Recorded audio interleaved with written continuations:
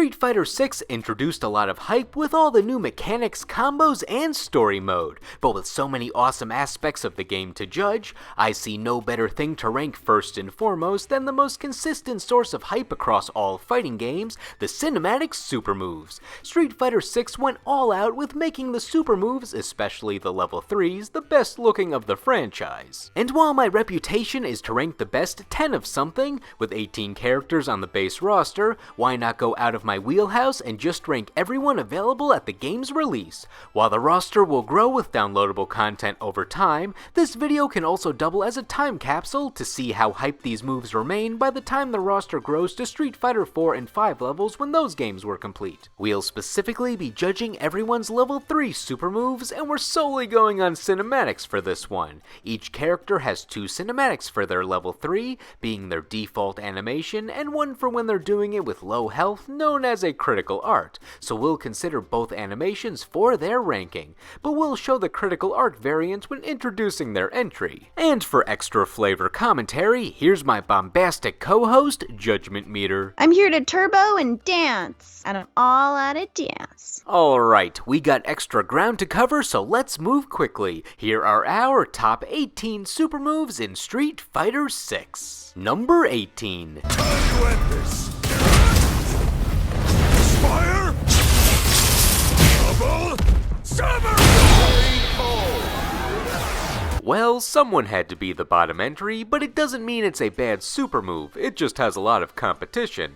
Ever since cinematic super moves were put in mainline Street Fighter games, they only give Guile either Big Sonic Boom or Big Somersault, which makes sense since those are his most iconic moves, and his only moves depending on the game. And the critical art variant doesn't change up much compared to the regular level 3 outside of adding an extra somersault. It is fitting that Guile just wants to get the super move over with quickly with the moves that he knows, instead of doing something flashy that wastes energy, so at least it makes sense for him. And I like how he uses his opponent as a stepping surface when in the air to deliver that final blow. So final thoughts? There's Guile. There was Guile.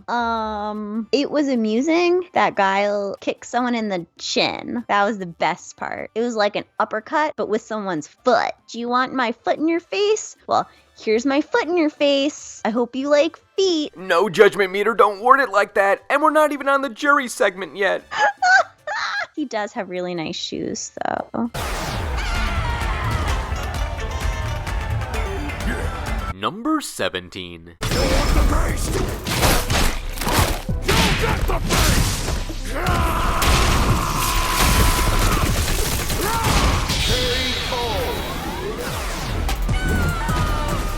I'm torn on how to rank Blanka. On one hand, his critical art is pretty awesome, but the base level 3 feels like it's lacking a bit. For the base, he does the classic bites from his throw, then some feral chest pounding to pump up his electricity, and then does a full power Blanka ball at the opponent with not too much of a dramatic zoom from the camera.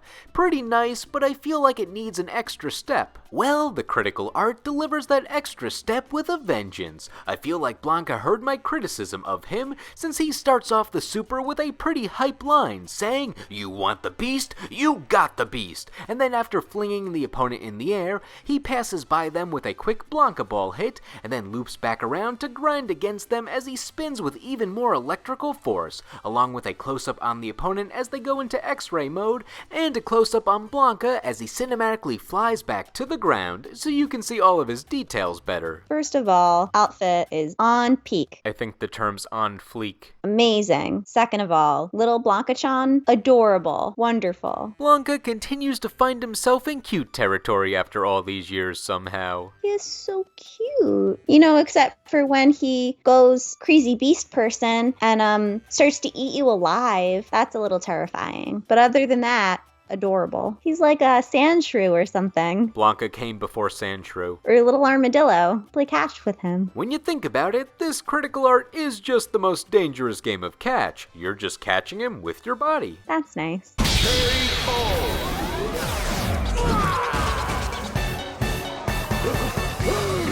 Number 16. Let's wrap this up! Not too slow! Just stay!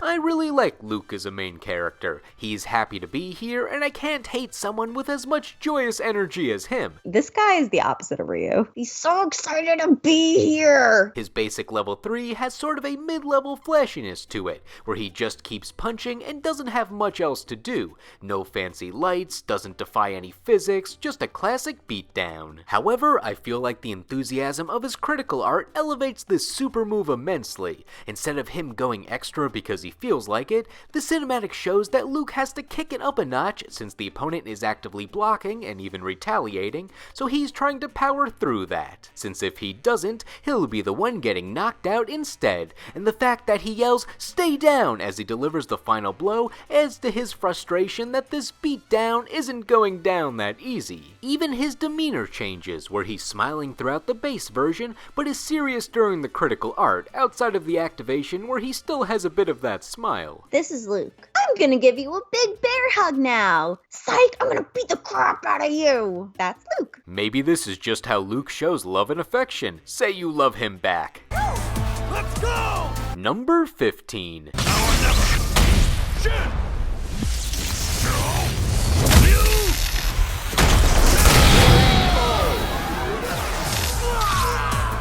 Whenever they want to get cinematic with Ryu, it's always the strongest Shoryuken he can do, so this super move sticks with tradition, and they definitely found ways to innovate the hard Shoryuken while keeping it the same. You get a close-up of his bicep, putting all of his meter into his veins to boost this uppercut as much as possible. And then we get something reminiscent of his Metsu Shoryuken in Street Fighter 4, but add in a gut punch to cause his opponent to make a funny face. The critical art variant adds in his signature electricity that he wields in later Street Fighter games, and while the motions are the same as the regular level 3, the opponent now illuminates as Ryu's power flows through them, and you get the classic X-ray effect when someone gets electrocuted that's been in Street Fighter from the start. The only thing holding this super back from a higher ranking is it's a very Ryu super. It can't be too flashy since that's against Ryu's nature, but they managed to counteract Ryu's lack of flair by zooming in on the most interesting parts of his big uppercut. You know, when Guile kicks someone in the chin with his foot, I thought it was endearing. When Ryu hit someone in the face with his fist, what a jerk. It's a fighting game, you're supposed to hit the opponent. Maybe it's because he's not wearing nice shoes. Hey, at least he has nice sandals on default now. I mean, it is a step up from being barefoot, I suppose. Stop being a Ryu hater and judge him objectively. No, I don't like it. He's not a good boy. I don't like him. Is someone gonna tell Ryu that he's wearing his cape wrong? Ryu says Chun-Li actually designed that for him. Now do you take it back? I don't believe that. Tough crowd. Ryu, you're still pretty chill in my book.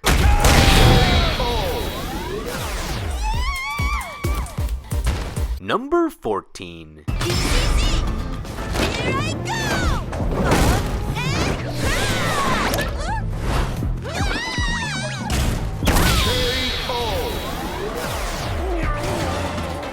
I was initially going to rank Lily lower until I realized how clever they were with the reference in her critical art. The base level 3 is what I like to call a standard cinematic command grab super, where she brings you up high, does a spin, and then slams you into the ground. With all the right close-ups on her face and the slam, it's a fun one to hit. But the critical art shows us that she's a bit tired from the fight in a comedic fashion, where you still get the spin in the air and the close-up, but that last spin was a bit too erratic, and she loses grip, and now she's all discombobulated and loses momentum. Luckily, she's not hurt since she lands right on the opponent.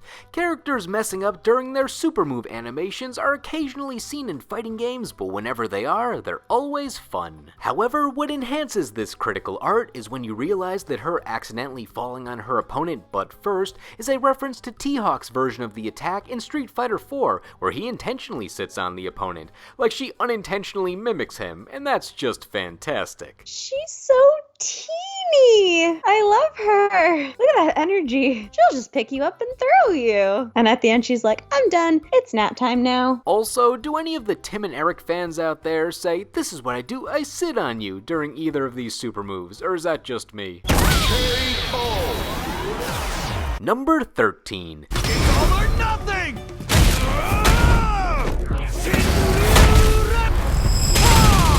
Sit down and shut up!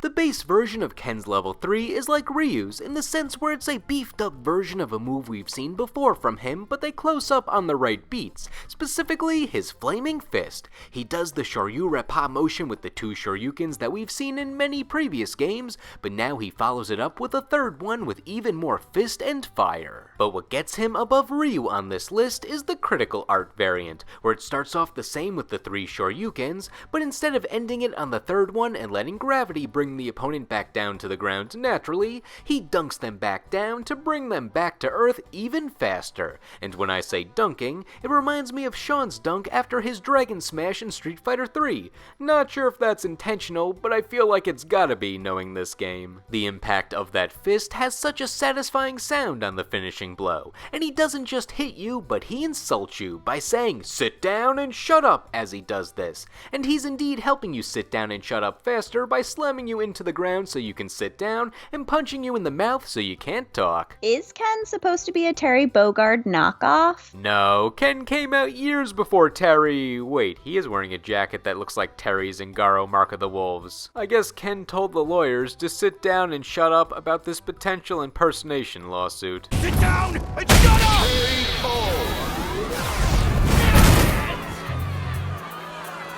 Yeah! You can't beat me! Number 12. This is our destiny. My secret art gets got.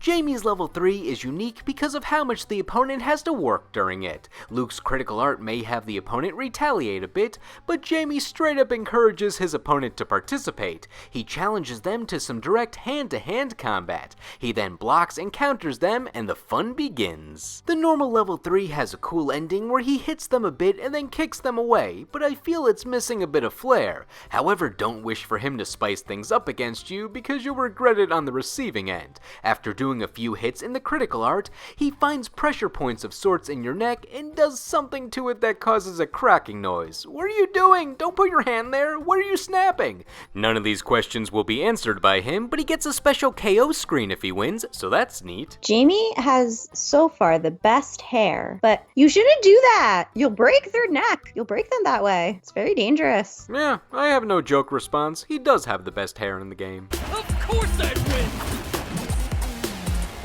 Number 11. My loyal fans! Here! Witness my full might! No mercy! No remorse!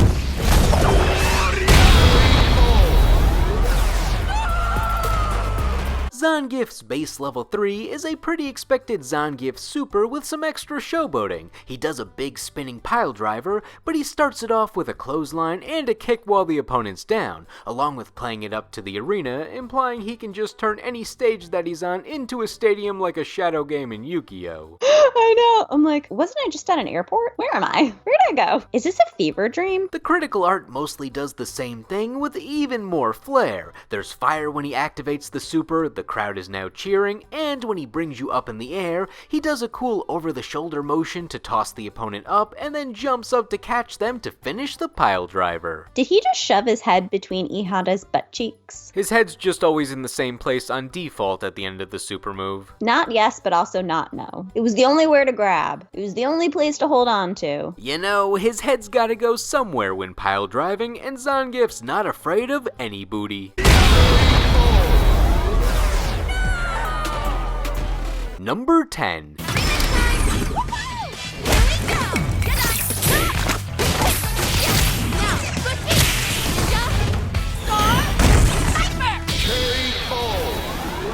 Kimberly's level 3 is a play on Guy and Maki's super moves that feature a lot of quick movements in the air, but with her innovating their Bushin Ryu style, Kimberly adds a lot of personal flair. The startup of this super move has a lot of personality, where she turns on her Walkman to get into a good rhythm, and now it's time to paint. Wait, where were you storing all that spray paint? I like how she's equally focused on painting as she is fighting here, like she puts a lot of care into each spray, but her hits against the opponent are very deliberate.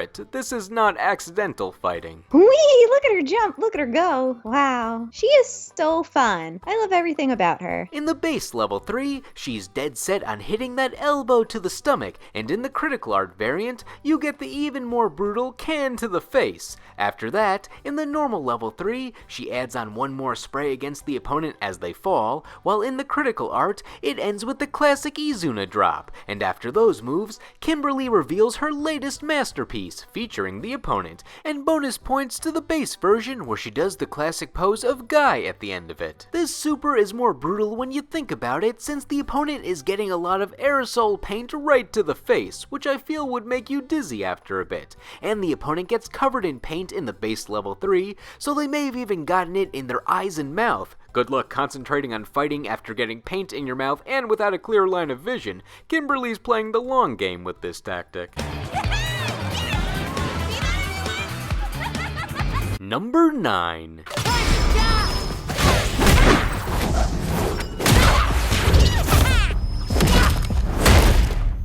Such a lovely face.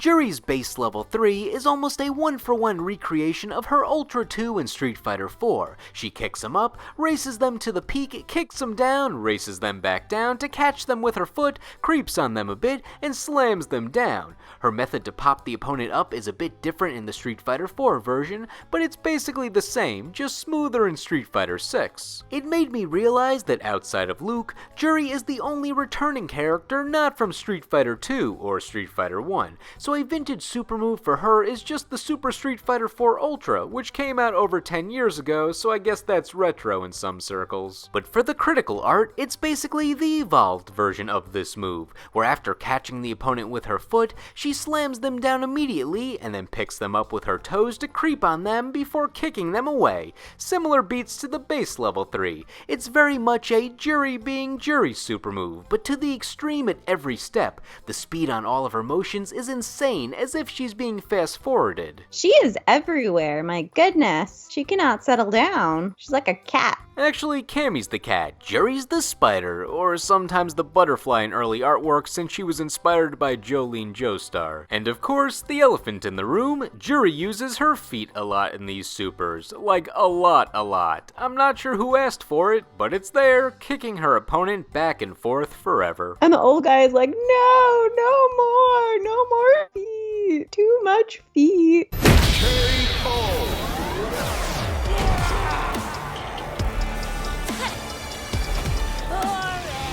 Number 8.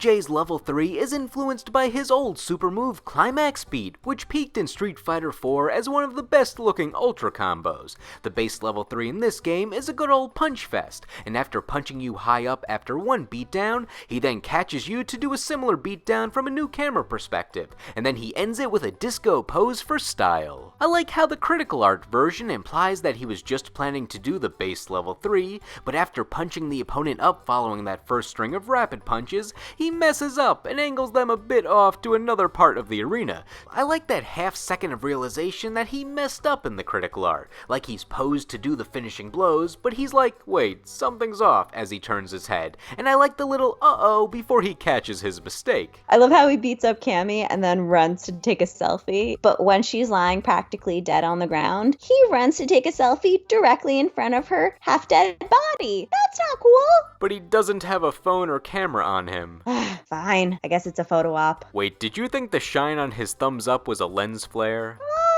Yeah, probably. Good observation. The funny thing is, his critical art will always land him the same distance from his opponent after they hit the ground, so regardless of everything leading up to it, his low health win pose if he wins a round that's not the final round will always end up with him rolling on to the knocked out opponent if the critical art beats them due to the set distance, meaning he not only beats the stuffing out of you, but he'll also use you as a beach chair. You're something else! Number 7. Your judgment awaits! Of me! Lend me your power!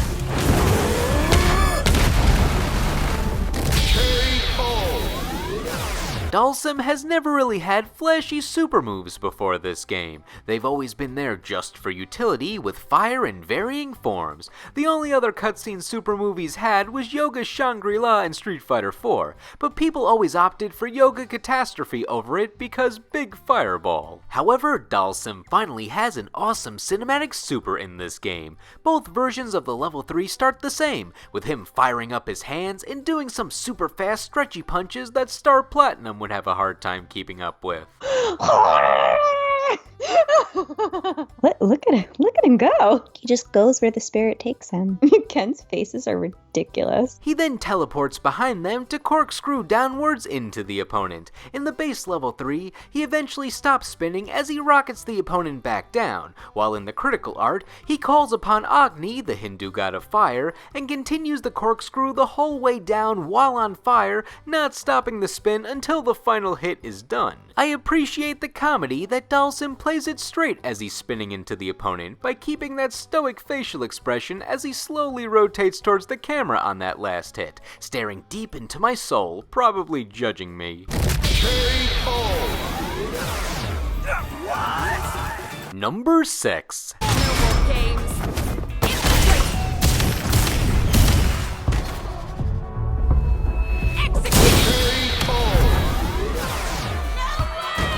This is the only level 3 where I think I like the base version more than the critical art, but both are great. The base version has Cammy disappear and quickly fly by her opponent's limbs to stop them from moving. Then, as they look up in a daze, Cammy is back in sight, about to land the finishing blow with her foot, and then she does.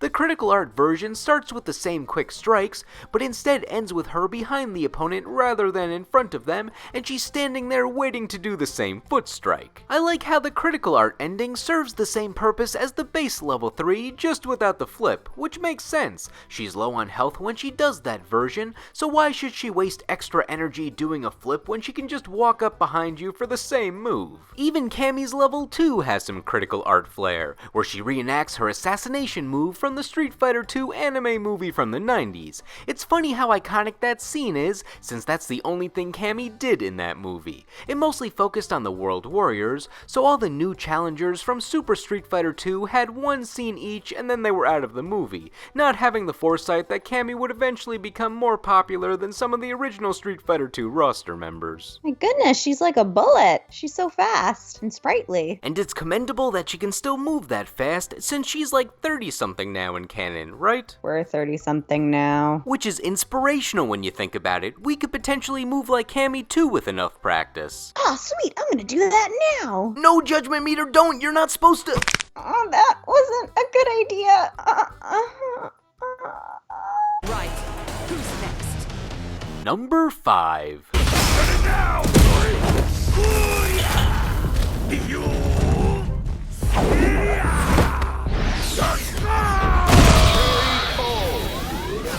Honda starts off this super so hype, it's hard to find something to keep up with the energy level, but he manages to do it. For both versions, he grabs the opponent and spins them around to form a sumo ring of fire. That's right, he moves the opponent so quickly that the friction of their foot on the ground creates a flame. Good thing most characters in this game have footwear now, or else their foot would be torn up real bad from that. Hey guys, we don't have a sumo wrestling ring. And E Honda's like, oh, no. I brought my own. In the normal level 3, he then turns this into a standard sumo match where he forces the opponent out of the ring for a victory. The start alone was worthy of a top 10 spot, and the ending does its best to make use of the ring, but the critical art makes this finish perfect. Instead of slamming the opponent out of the ring, he throws them to the other side, and in that moment where the opponent's getting their bearings, you're like, where's Honda? And then out of nowhere, like a speeding bullet, he's charging at full force from behind, and there's no escape.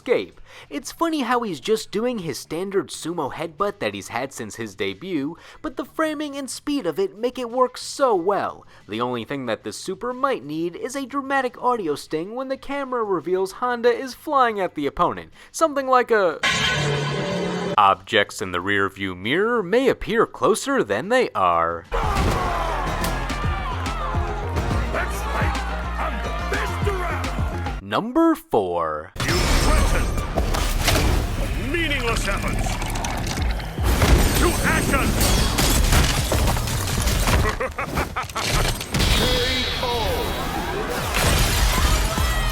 JP's level 3s tell two different stories. Being the guy with psycho power who thinks and knows he's stronger than you, he doesn't need to expel much energy to hurt you. However, his attitude changes depending on the version of the super. For his normal level 3, he just casually grabs you by the head, fills you with psycho energy, and lets you writhe a bit before lightly tapping you with his cane to detonate it. He doesn't view you as a threat, so he just wants to hurt you enough to teach you a lesson. The critical art version, though, goes much differently. After filling you with psycho energy, he slams you to the ground angrily and then hits his cane aggressively against the floor to make the psycho detonation much larger. He sounds incredibly frustrated now, which makes sense since he only does this version of the attack when his health is low, so he's likely annoyed someone is actually hurting him and wants to eliminate you with much more energy than he normally would use. And of course, he turns his back when he releases the big explosion. As we all know, super moves that have their big moment as the user turns their back are instantly cool, so it makes sense that the villain of this game would partake in that method of showmanship. And if you're wondering how he got this psycho energy, this guy is more or less the accountant of the former antagonist M. Bison. I'm like, why is this old dude here? What is happening? Why is M. Bison's accountant being a street fight? What? I guess if your bodyguards are like off duty, send in your accountant because he's also ripped. I mean, like, look at his cheekbones. Screw the attack. I mean, like, look at this man. The term fighting accountant is very fun to say. I sort of wish he played that up more in his lines when he was actually fighting. I have important accounting to do. You are literally wasting my time. These are billable hours.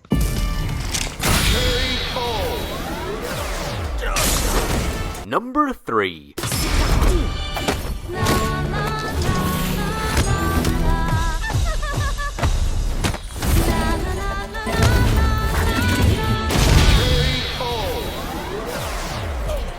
In a game that has a good amount of dancers, Manon is the most dancey of them, but I'll save that full analysis for when I cover the top 10 dancers in fighting games. Her normal level 3 is a lesser version of the critical art, but it's still worthy of a top 10 spot on its own.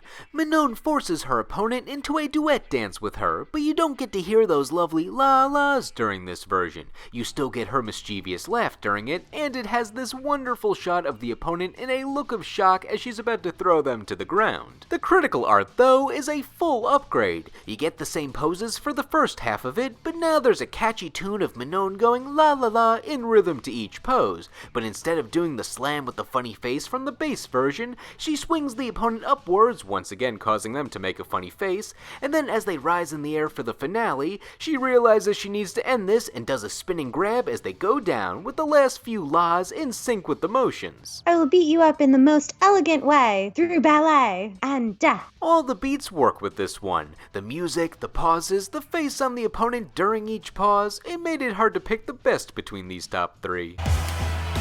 Lawful to a wonderful battle. Number 2. For the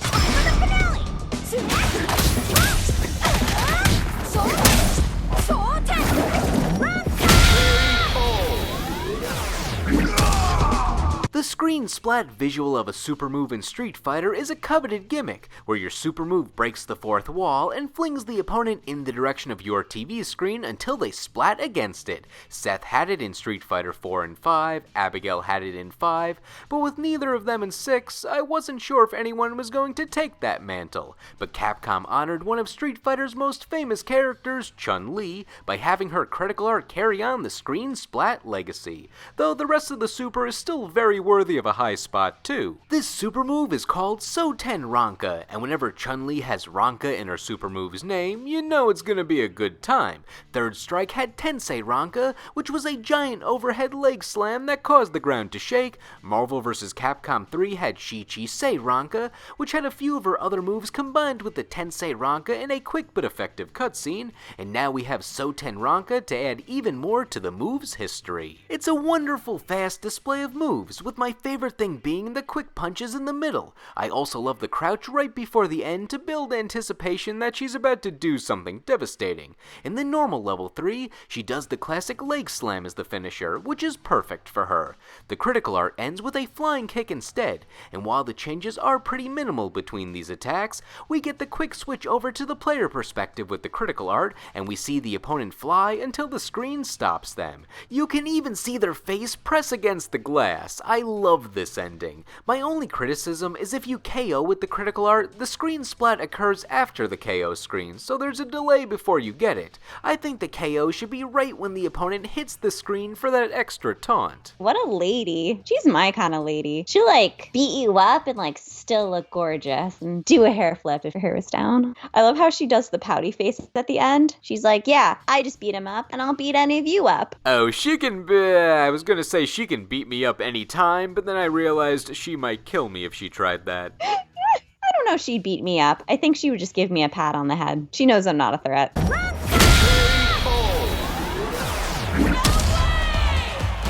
Here's where I normally do the big intro for number 1 to build it up and give the viewer a small window to guess what it is when I'm talking about it. But since there's only one roster member left, you might already know the top spot. But in case you're drawing a blank, here's the big reveal. Number 1.